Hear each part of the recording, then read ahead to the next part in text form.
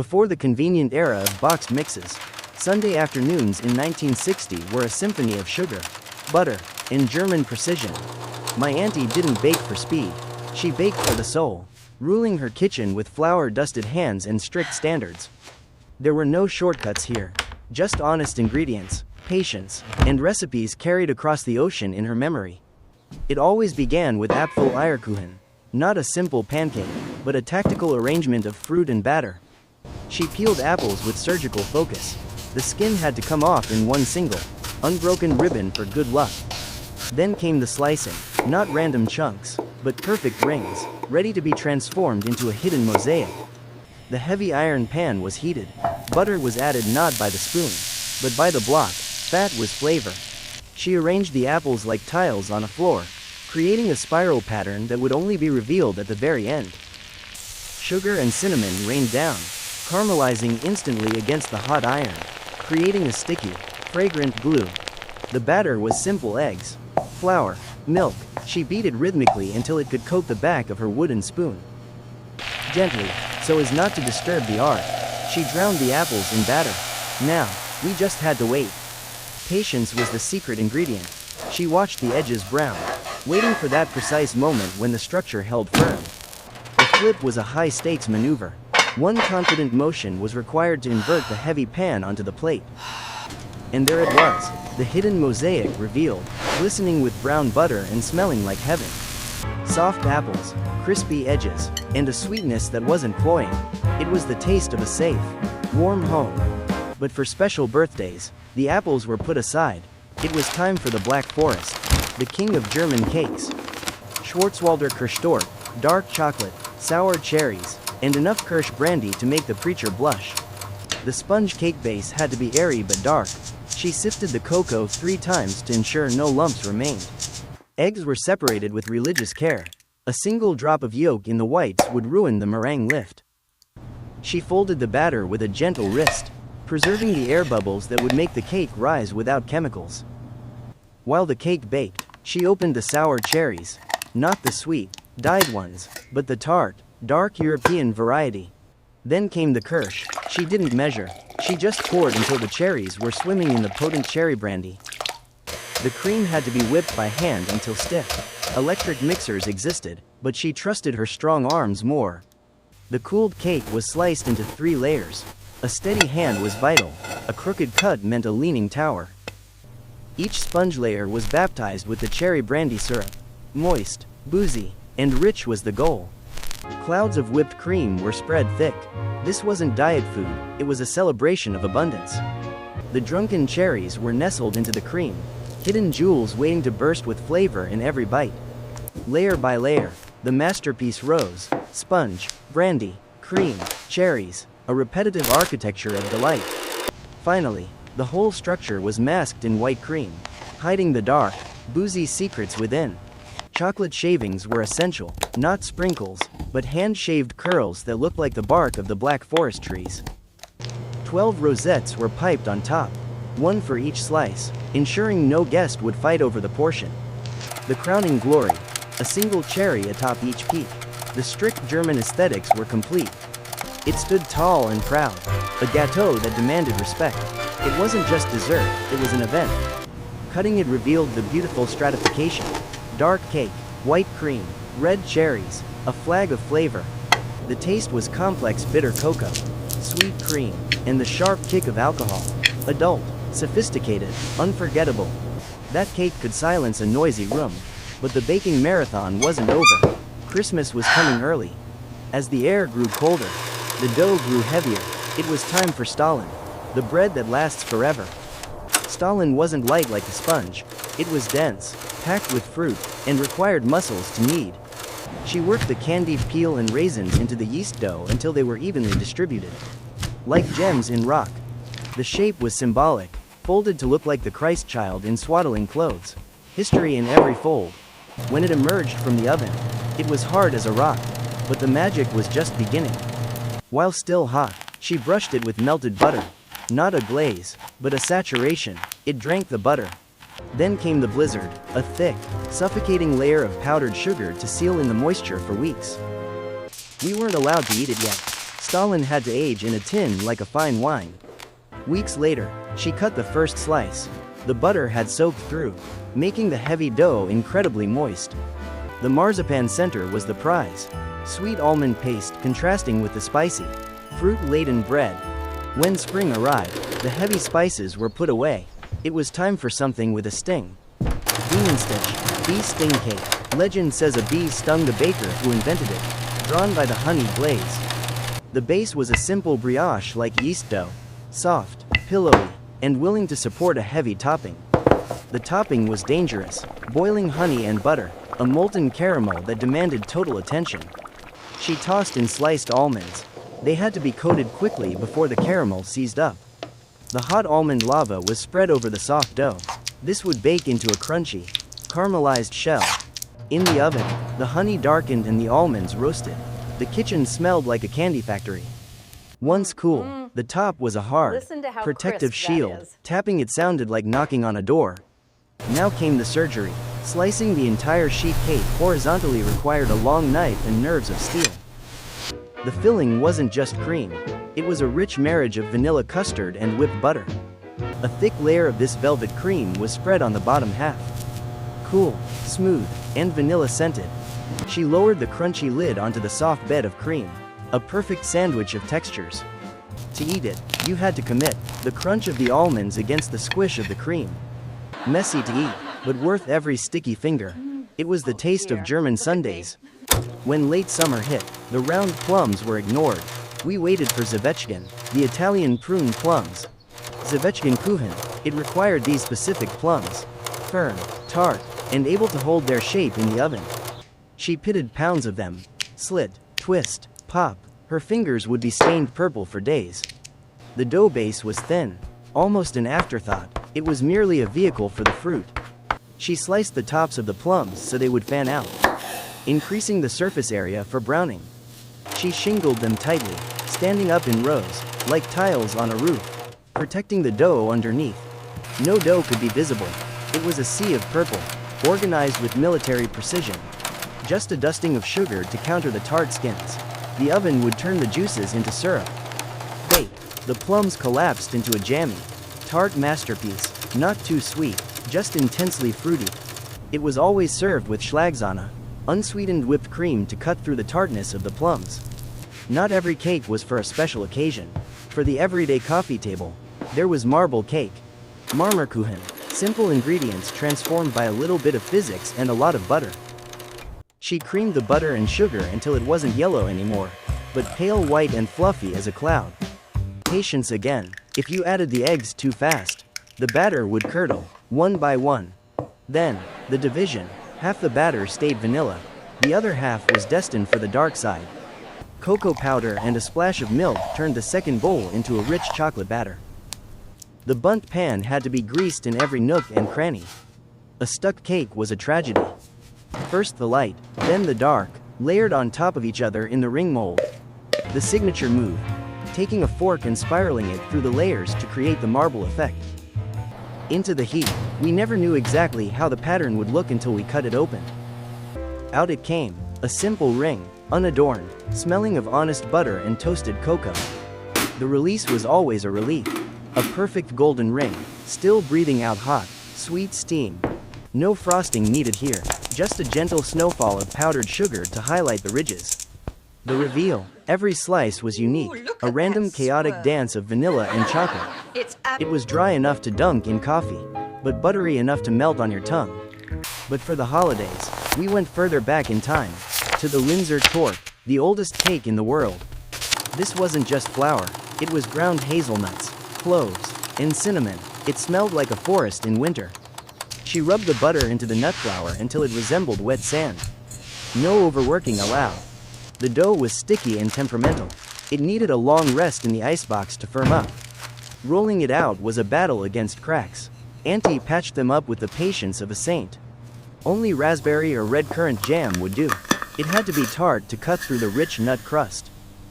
She spread the ruby jam thick, leaving a border for the lattice. The kitchen already smelled of spices. The lattice strips were cut with a fluted wheel. Zigzag edges were the signature of a true Linzer. Over, under, Weaving the dough strips over the sticky jam without breaking them was an art form. If a strip broke, you didn't panic, you pressed it back together. Rustic perfection was the goal. A thorough egg wash ensured the pale dough would turn a deep, glossy mahogany in the oven. The final touch, a border of sliced almonds to frame the jam-filled masterpiece. In the heat, the jam bubbled up like lava, fusing with the nutty crust. The smell was intoxicating. It came out dark, almost burnt looking, but that was correct. Deep caramelization meant deep flavor. It was crumbly, spicy, and tart, a cake that didn't just taste sweet, but tasted like history. Auntie always said it tasted better after 3 days, but we rarely let it last that long. From the rustic Linzer to the regal Frankfurter Kranz, the Frankfurt Crown Cake, a calorie bomb fitting for a king. This was the pinnacle of German buttercream engineering. Sponge cake, jam, brittle, and butter, so much butter. The base was sandmass sand cake, a denser, finer crumb than regular sponge, designed to hold heavy cream. It baked into a golden ring, but the cake was just the skeleton. The armor was yet to come. The croquant was crucial, sugar melted to a dangerous amber liquid, hot enough to burn through skin. Chopped hazelnuts were thrown into the molten sugar. You had to work fast before it turned to stone. She poured the lava onto a sheet. It cooled into a hard, glass-like sheet of caramelized nuts. Then, destruction. She smashed the beautiful candy into thousands of tiny, golden crumbs called croquant. Back to the cake. 3 layers. Precision was key. A lopsided crown would not be tolerated. A dam of buttercream. A pool of red jam. Repeat. Sweet, tart, creamy, the holy trinity. The reassembled ring was plastered in buttercream, smooth, white, and ready for its golden coat. This was the messy part, throwing the nut brittle against the cream until every inch was covered in gold. To finish, cream rosettes and cherries. It looked like a jeweled crown from the German Empire. Frankfurter Kranz, crunchy outside, soft inside, a cake that commanded attention and ruined diets. The crunch of the burnt sugar nuts against the silky cream was a texture battle I always won. But the true test of a German baker wasn't cake. It was strudel dough, the dreaded stretch. Apple strudel, the dough had to be made from scratch. No puff pastry sheets allowed in this house. You had to beat the gluten into submission. She slammed the dough against the table until it surrendered. Then, rest, brushed with oil and covered by a warm bowl. The gluten needed to relax before the torture. The table was prepared like an operating theater. A clean cloth was laid down, dusted heavily with flour. She started with a rolling pin, flattening the relaxed dough into a small, harmless circle. Then, the pin was discarded. She used the backs of her hands, knuckles floured, working from underneath. She circled the table like a shark, gently coaxing the dough outwards, inch by terrifying inch. It grew and grew until it covered the entire table, hanging off the edges like a tablecloth itself. The test was strict. You had to be able to read a love letter through the dough without tearing it. The thick edges were snipped off. Only the paper-thin center was worthy of the strudel. A rain of melted butter prepared the delicate canvas for its heavy cargo. Breadcrumbs were scattered first. They would drink the apple juice so the pastry stayed crisp. Tart apples, cinnamon, sugar, and raisins that had been swimming in rum since Tuesday. The filling was piled high on one end, a mountain of fruit waiting to be wrapped. The magic trick. She lifted the cloth, and the strudel rolled itself. Perfect, tight, and uniform. It was too long for any pan. She bent it into a horseshoe shape, tucking the ends underneath. Inside the oven, the hundreds of dough layers separated, creating a flaky, golden skin. No ice cream here. We made warm vanilla sauce, custard that coated the tongue like velvet. The result was a rustic log of happiness. Crispy, chewy, tart, and sweet all at once. Drowning the crisp pastry in warm sauce softened the blow. It was comfort in a bowl. But the marathon wasn't over. Auntie brought out the heavy artillery, the meat grinder. Not for meat, for Spritzgebäck, the machine-pressed dough into shapes human hands couldn't mimic. The dough was simple shortbread, but rich. It had to be cold to hold the intricate ridges. She fed the machine chunks of dough while I waited at the other end. The catcher. She cranked the heavy iron handle. It wasn't electric. It was powered by determination and forearm strength. Out came the snake, a perfectly ridged ribbon of butter dough, extruding endlessly onto the table. We cut them into lengths and formed them. The classic S, the ring, the straight stick. Ugly cookies had no place on the tray. They were reground and given a second chance at beauty. Tray after tray, rows of soldiers marching into the heat. We baked hundreds in a single afternoon. They only needed 10 minutes. Pale gold was the goal. Brown meant you had failed the family. The kitchen counters vanished under cooling racks. The air was heavy with vanilla and toasted flour. For the special ones, we melted dark chocolate, a bitter coat for the buttery biscuit. Dip, shake, lay, dip, shake, lay. The rhythm of the assembly line was hypnotic. She let me dip the last few. My hands were clumsy, but she didn't correct me. We watched the chocolate set from glossy wet to a satin matte. The wait was torture. Storage was serious business. Metal tins lined with paper to keep them crisp until Christmas Eve. We stacked them like gold bars. This was our treasure, our currency of love for the neighbors. The snap, that distinct sound of butter and flour giving way. It melted instantly. 10 tins done. The kitchen was a disaster zone, but the mission was accomplished. Her apron told the story of the year. Flour, chocolate, fruit stains, a map of hard work. Washing the machine was the final ritual, putting the beast to sleep until next year. The kitchen went dark, the heat of the oven slowly faded, leaving a lingering warmth. She sat down for the first time in hours. Her hands were tired, but her heart was full. But the cakes were never the end goal. They were merely the ticket to the Sunday ritual, Kaffeeklatsch. The table had to be perfect. Crisp white lace, ironed until it was stiff enough to salute a general. Fresh coffee was non-negotiable. We ground the beans by hand, filling the kitchen with the scent of roasted promise. The coffee dripped slowly through the porcelain filter. Strong, black, and hot enough to wake the dead. Napkins weren't just thrown on the table. They were folded into swans or lilies. Manners mattered more than oxygen. Then, the parade began. The marble cake, the linzer, the towering black forest, a skyline of sugar. And in the center, the holy grail, a silver bowl of whipped cream. Because enough was never enough. At 3 p.m. sharp, the doorbell rang. Neighbors arrived in their Sunday best, ready to judge and devour. Handshakes were firm, compliments were exchanged. Oh, Trudy, you shouldn't have, but she knew she should have. Coffee was poured. The dark bitter stream was the necessary counterweight to the sweetness about to occur. Conversation stopped when the forks hit the plates.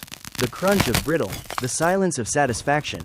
We children sat at the kids' table, sneaking extra cookies when the mothers were discussing gossip. I saw Auntie watch them eat.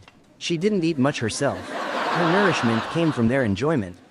The strudel vanished first. The labor of stretching the dough was destroyed in minutes. But it was worth it. Dunking was technically rude, but with the marble cake, exceptions were made. It was a secret pleasure. As the sun lowered, the plates emptied, the sugar rush faded into a relaxed, golden contentment. Years later, the boxes arrived. Just add water, they promised. Convenience came, but the soul left. The store-bought cakes were perfect, symmetrical, and lasted for weeks, but they tasted like plastic and sorrow. Auntie kept baking until her hands couldn't knead anymore. She knew that machines couldn't replicate love. Her recipes were cryptic. Butter as needed, flour until it feels right. She was the measurement. The meat grinder sits on my shelf now. It's heavy, impractical, and absolutely priceless. These cakes weren't just food. They were architecture. They were history. They were home. So today, I'm dusting off the old bowl. I'm buying the real butter. I'm making the mess. It takes longer. It's harder. But when I smell that vanilla, she's right here with me. 10 cakes, 10 memories, a legacy of sugar and spice that we refuse to let disappear. The apple spiral is back in the pan. The sugar is caramelizing. The magic is still real. I serve it to my daughter. She takes a bite. She smiles. The cycle continues. In a world of instant gratification, baking a German cake is an act of rebellion. Rebellion against the fast, the cheap, and the fake. It's an act of preserving our humanity. Do you remember these flavors? Did your grandmother have a magic tin? I want to know. Tell me your story in the comments. Let's build a digital pantry of memories together. The oven is cooling down now. The apron is hung up, but the sweetness remains. Like the Linzer torte, some things only get better with time. Don't let them fade. Dedicated to all the aunties and grandmas who showed their love through butter and sugar. Good night, Auntie. Thank you for the feast. We will keep the oven warm. Subscribe to the Forgotten Pantry. Next week, the lost soups of the Great Depression. Oops, 5-second rule, it's still good. Don't tell the doctor, he thinks I eat lettuce. Not for you, Mitzi, you get the liverwurst. Bis bald.